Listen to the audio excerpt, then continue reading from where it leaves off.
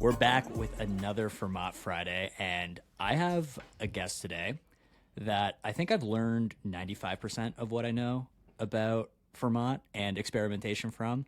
I got Josh join in. He is our resident CRO expert and the lead of our consumer experience team. Josh, I'm excited. We're going to talk about experimentation. We're going to talk about Fermat landing pages. Jeez, that was a tongue twister.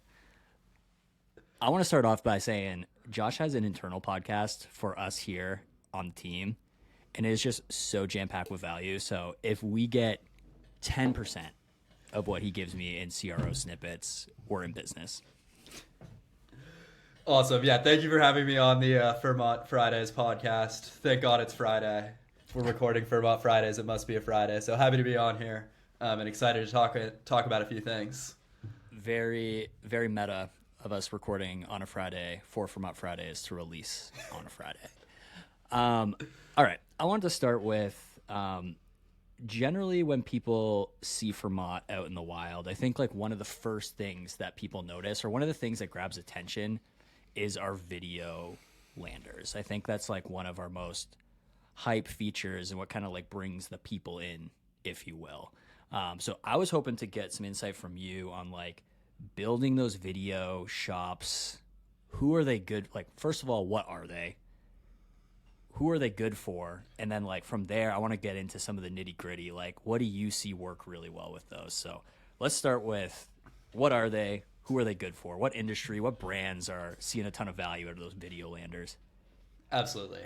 So yeah, at a high level, video shops are pretty simple. It's like you on the above the fold, it's basically one large video with a product card for the hero product card at the bottom. Very simple shop design. It was a shop template that we initially started with, and the initial thesis on why it would work way back in the day when we were trying this out is it looks similar to like an Instagram story or an Instagram reel. So there's like cohesion in the experience between the place you saw the ad and the actual shopping experience that gets loaded. That was kind of like the initial POV. We've since iterated on them a ton. It still roughly looks kind of similar to an Instagram story or an Instagram reel.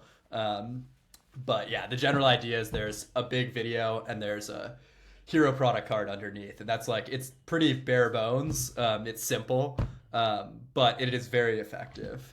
And I think it's interesting who it is effective for sure, because we definitely see the video shops versus other lander types, which I'm sure we'll talk about the other lander types in a bit, but it is very interesting where the kind of video shops work versus those other lander types.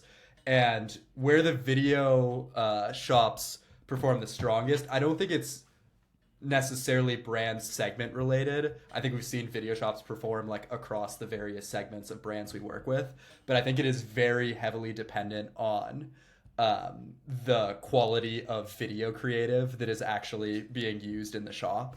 So we see video shops far and away perform the best when the brand is a celebrity endorsed brand that has very strong video creative, obviously because you are highlighting that celebrity endorsement very heavily with that particular shopping experience. So that is the situation where video shops perform the best. The other situation where we see video shops do really well is if you're willing to invest the time in tightly coupling the video shop creative, the like actual video asset that is used in our shopping experience with the ad creative that is being used on the meta side. Even if it's not celebrity endorsed, that's usually where we see video shops perform the best, is when like there is a specific like ad to video shop kind of one-to-one mapping there between creative, and there's like cohesion across the board of those creatives, and basically we are providing like a shopping experience that is as frictionless as possible, tightly coupled to the ad creative.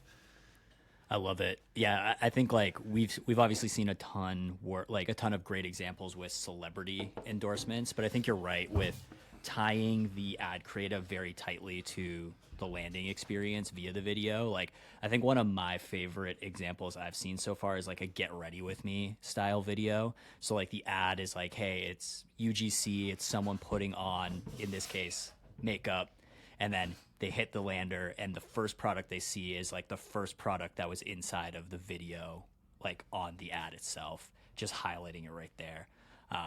So yeah, celebrity, keeping it tight knit. I like the get ready with me is kind of cool. I don't know. Does it seem like, it seems like cosmetics is kind of like a home run for the video type landers, maybe apparel. I know you said it doesn't really matter as long as the video's strong. Is there like anything, any verticals where you're like, yeah, this is just like, this just crushes? Yeah, I think that, well, we've seen video shops crush for certain brands across the board, but I think you hit the nail on the head that it is very like, it is very content and creative specific as to whether or not the performance is actually there. And certain segments, certain verticals, like, I think lend themselves better to having strong video content like Get Ready With Me's and those sorts of things. And so we generally, when we work with a brand, beauty and some apparel are more likely than others to have like that kind of content. Doesn't mean that they don't, but typically, and there's kind of like a similar, there's a similar theme to Get Ready With Me for supplement brands where it's kind of like talking about workout routines or supplement routines. It's like somewhat similar to a Get Ready With Me that we also see work quite well. But yeah, generally it is very tied to how good the creative is. One of the ways that, I don't know if I ever sort of talked about this on the internal podcast, but I think one of the things we've seen across the board with any of our shopping experiences, regardless if it's video shop or advertorial, is that content is always king.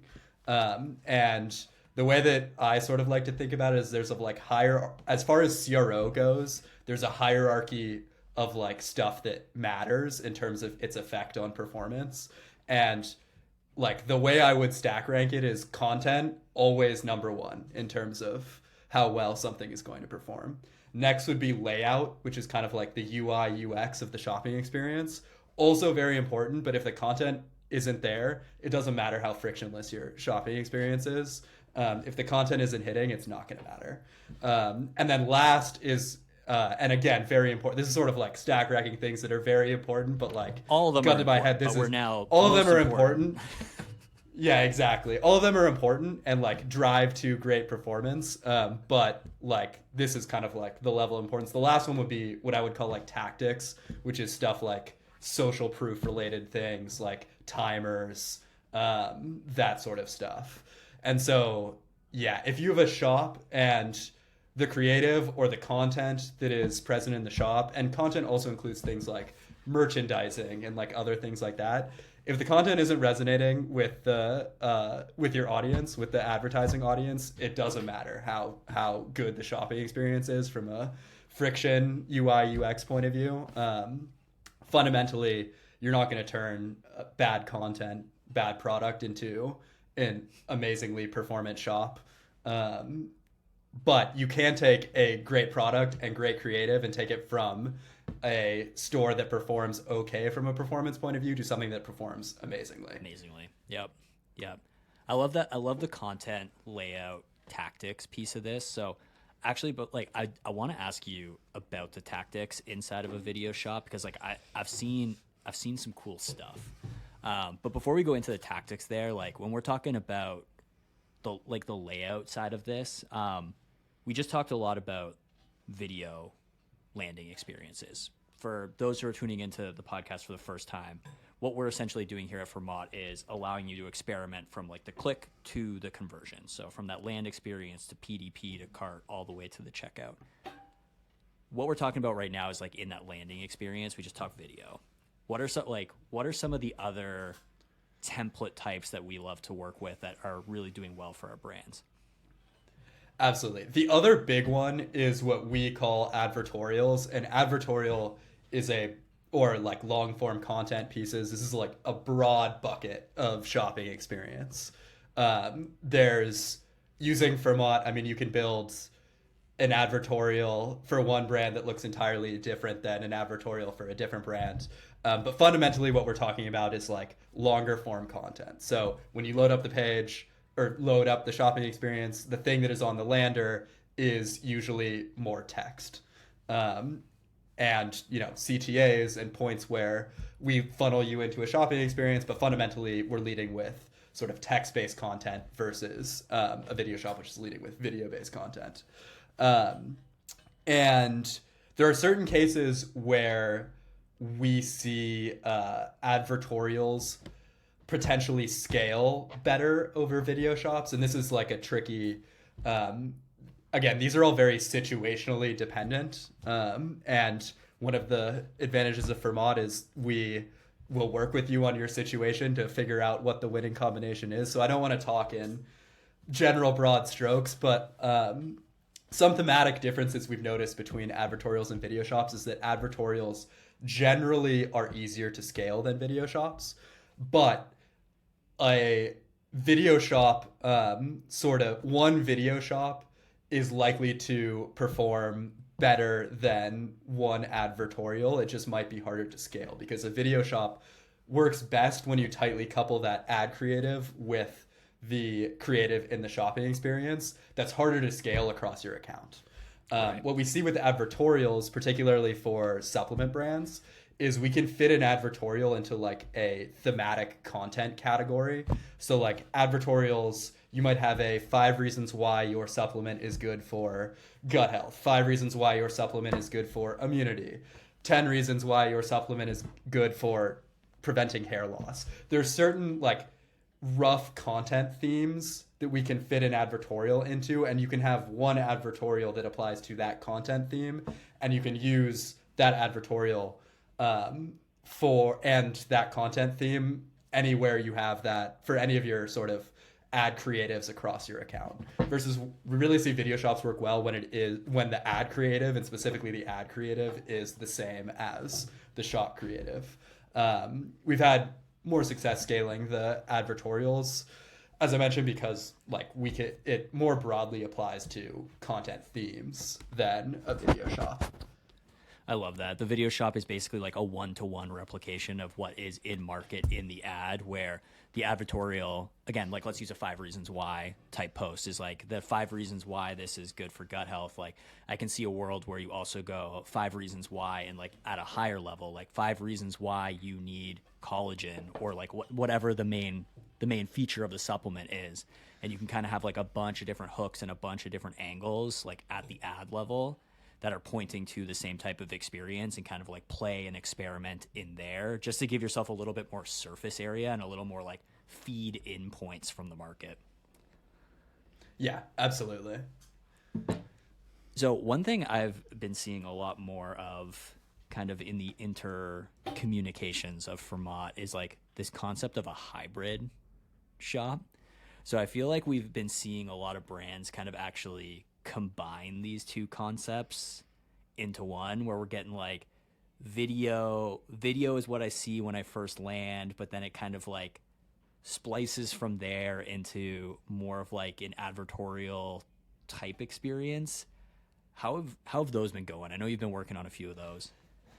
Yeah, I would say we've had mixed results with that so far. I think sometimes it works and sometimes it doesn't. So yeah, we're constantly playing around with all sorts of different formats and trying to strike a balance in the middle between a strict video shop and like something that is purely text heavy, and sort of find something in the middle. So we're constantly playing around with that. But yeah, I would say we've had some success, but a little bit mixed so far. Cool. All right, so we've hit on, obviously there's a bunch of different ways you can use Fermat. Like I think the video lander, advertorial / like 5 reasons why type lander are 2 of our most popular. There are a bunch of other ones, but let's stick to those 2 since they're the most popular. We hit a bit on the video side of this. When you're working with an advertorial style lander, what are some of like the tactic level things you have seen really help with performance on that type of experience? Yeah, I would say that for the advertorial landers, social proof is by far the most like performance driving thing that we've seen. So there's obviously many ways to go about doing social proof or conveying social proof. And the best tactic, I think, depends on segment. But for beauty, the one of the more impactful things is like testimonials that include pictures of real people, as well as like the testimonial content is about the benefits of the product and not about like how good the brand is. So yeah, social proof I think most impactful from a performance perspective for the advertorial long form content, and really beyond that sort of depends a little bit more around the vertical, but I think largely the most effective social proof is about like highlighting great reviews and testimonials, and also like review volume. I forget what brand it was. I guess it doesn't really matter, but I remember seeing one where when you land in this advertorial experience, like it's actually quite neat in the sense that like you come from the ad and you get this experience that's kind of like something that would be in a magazine. It's like, hey, like this is how it's like we're highlighting the product. And I saw one recently that like you landed and it actually had like the social proof of different publications they've been featured in. And I thought that was really interesting because it's like I'm landing in this experience that's like a publication, and then there's like a bunch of other publications they've been in inside of that. I think that's like another interesting angle on the social proof. It's like, yo, you're reading this, but we've also been featured in X, Y, and Z. You could have read about us there. For sure. Yeah, there's a bunch of different good social proof tactics that work really well. Highlighting places, other publications your product has been featured in is another like one that works quite well. All right, we talked. Let's do a quick dive through the proverbial funnel, if you will. So we were talking there about like the landing experiences. What about in terms of like product details for these types of experience? Like one thing I'm curious of, and like I'd love to just pick your brain on this one, is like the advertorial. Like, do we ever see brands going like CTA on different pieces of that to different products? Or are we typically seeing people go like, okay, make a point to one product, make a point to the same product? Or have we seen people go kind of like into a bunch of different products from the same experience? Yeah. We've done a bunch of playing around with this. I would say that like what works best is again a little bit brand segment and brand specific, but I think that what we've seen on the whole work the best is a strong hero product. So we have also for apparel seen a mix of products work well. We have something we call a shoppable product card, which is basically like a mini PDP that gets embedded on the lander. And we've seen that work. We've seen sort of like a gift guide or like that sort of content theme work well for apparel brands. But I would say for supplements for beauty, a hero product as a hook works the best. However, it is also important to merchandise the shop with products that typically pair with that hero product. Because particularly for beauty, there's actually a large consumer intent to purchase multiple products, or even purchase different shades of the same product to try and then potentially return.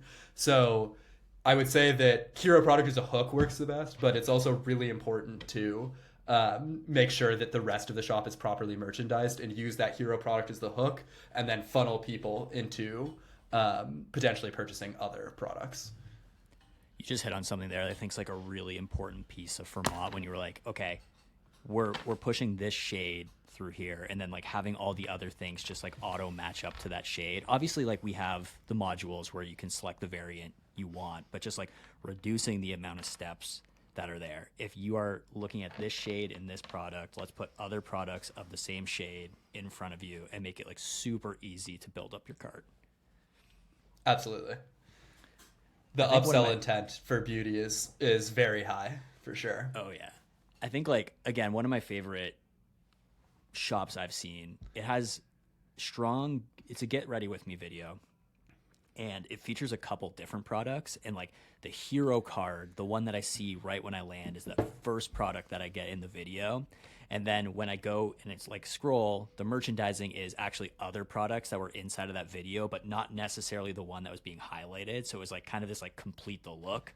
Obviously I can see that being like pretty killer for cosmetics and apparel.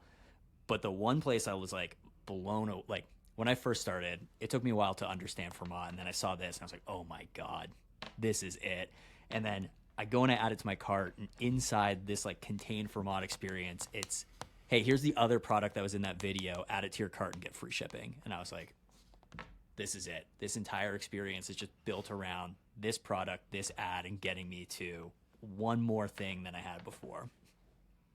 For video shops, and for beauty that heavily uses Get Ready With Me as their creatives, if the Get Ready With Me features multiple products, then we've seen huge success in boosting AOV with basically just merchandising the shop with all the products that were shown in the Get Ready With Me. Very, very easy way to upsell via using our sort of upsell tools, and also just coupling the products with what's actually shown in the ad creative. You heard it here. If you're a beauty brand, Josh says, put a Get Ready With Me video together, feature like 3 products in it, and it's just going to be an upsell machine. Yeah, exactly. You gotta, fundamentally, like if you're highlighting 3 products in your video, you gotta give people the most frictionless possible way to add those 3 products to cart. I want to say, like, you probably don't want to do too much. I guarantee someone's listening and being like, oh, I'm going to put my entire catalog in a video. Like, no, well, probably like there's a limit. There's a limit. Yeah. 1 to 3, probably, maybe 5, depending on how naturally you can get it into the video. Cool. We hit layouts. We hit product pages. We even were talking a bit about like the upsell side of this. Like that's all under our control inside of a Fermat experience. What have you been? I keep on saying CRO. I hear people internally refer to it as Crow, and I'm like, every single time, I'm like, does everyone think I'm like some sort of noob when I say CRO? And everyone's like, Alex, like, come on, man, get with it. It's Crow. Anything else happening in the lab that you're like super excited? 1, maybe some like results that we've had, and then 2, what do we got cooking in the lab right now that we're trying to figure out? Yeah, absolutely. We've always got stuff cooking in the lab. I think that in terms of what's worked well lately, we spent a lot of time focusing on apparel as a brand segment. I think that we established ourselves sort of slightly earlier on as performing well and understanding beauty and supplements as verticals, and then started working with more and more apparel brands, and I think had to learn some of the things that are specific to apparel. So we spent a lot of time running tests on PDPs for apparel. PDPs are a common experimentation playground or vector that we're able to play around with as part of Fermat, because we build the PDPs, so we're able to run a whole bunch of experiments and tests on the PDPs. So we spent quite a lot of effort trying to hone a really, really performant apparel PDP, and we recently released the sort of productized version of that, the results of those experiments as a component or module that you can configure as part of shops. And as far as what we've got cooking, I think that we're about to release a gift with purchase or an expansion of our existing gift with purchase functionality that allows for variant selection. And we're sort of completing the MVP of just being able to support that through our shops. And I'm very excited to start playing around with, now that we have the functionality sort of in our back end, I'm very excited to start playing around with that as a new vector for experimentation in terms of driving AOV. Amazing. That module you were talking about where it's like apparel specific, I was just showing that off to an apparel brand yesterday, and they were so like, I didn't even talk about the results of it. I was just showing it, and they're like, oh man, this is great. This is exactly what we're looking for. So kudos on that. And just in general, like it blows my mind how quickly we go from experimentation to like new modules that people can build with. inside of Fermat. Like, I've been here for weeks, and you get like the team just keeps cooking these up. We've got like, I think we're at like 5 new modules that we can be using inside of Fermat since I started. So it just absolutely wild, the velocity that we're learning and turning it into something our brands can use. Yeah, absolutely. I'm constantly personally blown away by our velocity as well. And yeah, we're constantly iterating, experimenting, trying to figure out what works, what doesn't, and when we find something that does work, quickly turning it into a piece of product that we can use and configure for everybody. Final 2 questions for you. Most surprising thing you've ever learned through experimenting with our brands? And then first, most surprising. And then second, what do you think in terms of like the experimentation surface area our brands have, where do you think the biggest gains can be had? Absolutely. All right, let's start with most surprising thing. And I don't know, this probably is not going to be shock value, I guess, but the most surprising thing for me personally was, I think circa like last fall, when we were kind of just starting out on a lot of really doing this CRO experimentation in earnest. And we had just sort of installed live session recordings and really like instrumented our shops fully in order to be able to do this. One of the things that was most surprising to me is there was certain like user behaviors that we would observe people doing in the shop that we couldn't figure out. One example of this is like people would always click on rating stars. So they would open up a PDP and the first thing they would click on is the stars. And we were like thinking, we're racking our brains for a couple of days of like, why do people know to do this? Like, I understand that they're tapping on it to try to find more information about the reviews, but why are people trained with their like consumer shopping browsing habits? Why are they trained to do this? And the answer is that this is what Amazon and Walmart do. So if you go to Amazon and Walmart and you click on the rating stars, it scrolls you to the reviews. It opens up a review modal. And there's a lot of these like kind of interesting consumer shopping quirks that we've observed where we're like, why are people doing this? And then we go look at Amazon and Walmart, and it's the way they do things. And fundamentally, like everybody or a majority of US people that are online consumers in the US are going to have bought something from Amazon and Walmart over the last, 20 years. And so last week. Yeah, exactly. And so everyone's been trained by their apps, by their websites, to expect PDPs and to expect product grids and to expect like different fundamental commodities of a consumer shopping experience. They've been trained by Amazon and Walmart to have certain parts of that experience function in certain ways. And I think it's like a bit of a common pitfall that I've seen in other shopping experiences to try to like retrain that habit, or like do something different than that habit. And it's very, very hard to do that because like fundamentally people are just used to it working like that. There's a few things I love inside of this. So one, that we have like a team analyzing this on our brand's behalf so that we can turn it into something. Two, that when we find these things, like we can productize it so that like, Josh, you don't need to think about this anymore. Like grab the module and like we've built that piece in, go and play around with some of these other things that like making changes will have a big impact on. But like some of these are just like so rooted in our customer behavior that like it's not even worth playing with. It's just like this is the way it is. Yeah, there's certain table stakes stuff that like I think are really you're going to be hard pressed to change consumers' shopping patterns if you try to do things differently than Amazon and Walmart are. All right. TLDR there. Some things are worth experimenting in. Some things are not, because you're not going to be able to change the result.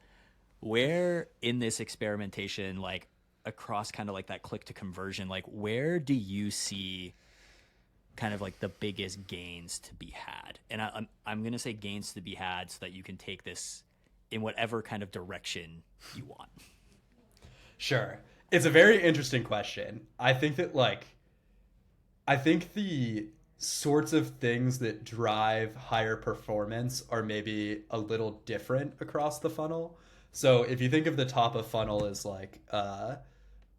if you think of the top of the funnel as like viewing the shop and then browsing to the hero product PDP is sort of like your target top of funnel. I think the things that you're most concerned about there are basically, is your content resonating? And so the sorts of things that drive the most impact on the top of the funnel, and again, content's always still king, but especially at that top of the funnel, like the content is especially even more important than anything else. And providing a frictionless experience, sort of once you have that content hook working to drive you into the PDP and down the funnel is also important. But like fundamentally, if that hook isn't there, then you need to test, iterate on the content, and try to find something that works. So I would say that like at the top of the funnel, the most common experimentation vector is content. Sure, we've done all sorts of UX testing as well, but I think the things that drive the highest value are content experiments. As you start to get farther down the funnel, all sorts of different things come into play. Like once you're on the PDP, and a lot of what comes into play depends on what you care about from a performance point of view. You care about AOV, then there's all sorts of vectors that are available to play with for upsells and other things to drive higher AOV. If you're a supplements brand and you care about your first order subscription rate, there's all sorts of interesting things you can do to try to push subscriptions over one-time purchase, or even upsell the subscription over the one-time purchase. And when you finally work your way down all the way to a checkout, you're basically trying to close, right? So the stuff that matters there is kind of potentially like reinforcing that purchase through social proof, or a final like upsell vector to use for like any, last minute additions to cart or anything like that. So I don't know that necessarily one area is any more impactful overall from a performance point of view, but I think that like the specific thing that drives performance for any given funnel stage is different for each of the funnel stages. I love that answer. I don't know if that answered your question at all. No, it does. Like, I wanted you to like be specific, and you're basically like, hey, it depends on what you're trying to achieve, and I think that's one of the beautiful things about Fermat, right? Is like we actually show the funnel visualization for each of your experiences, so like you can actually see where these drop offs are happening, like in the different places that you're talking about, and like start to make changes and tweaks like that. I think the one thing I realized from talking to you is, one, this probably won't be the last time you all hear from Josh, because like he's just a wealth of knowledge on all of these topics. And you have convinced me that we need to get our blog content cooking, so that we like, when I ask these questions and you go, well, it depends, so that we can start getting like, I am a beauty brand doing this volume with this type of product, and we'll start to get that up on the blog so that we can give some very specific tactile information to everyone. Absolutely. Yeah, there's certainly like many places to drill in on, and all of the stuff we talked about that's very brand vertical, and even like product within specific verticals. Yeah, all sorts of potentially interesting things to talk about. Amazing. Josh, if people want to interact with you, are you on any of the socials? Can people follow along anywhere with you? I'm not really a big social media person. I mean, I guess they can find me on LinkedIn, and I just hate that I said that, but I'm not really a big social media person. I'll bring all of Josh's golden nuggets to everyone out there. He's actually the one who inspired me to put the lab coat and the goggles on and start some of the content that's like very scientific specific. So we'll make sure that his wisdom gets out there for all of you. Josh, thank you. This was amazing. Absolutely. Alex, it was a pleasure being on Fermat Fridays.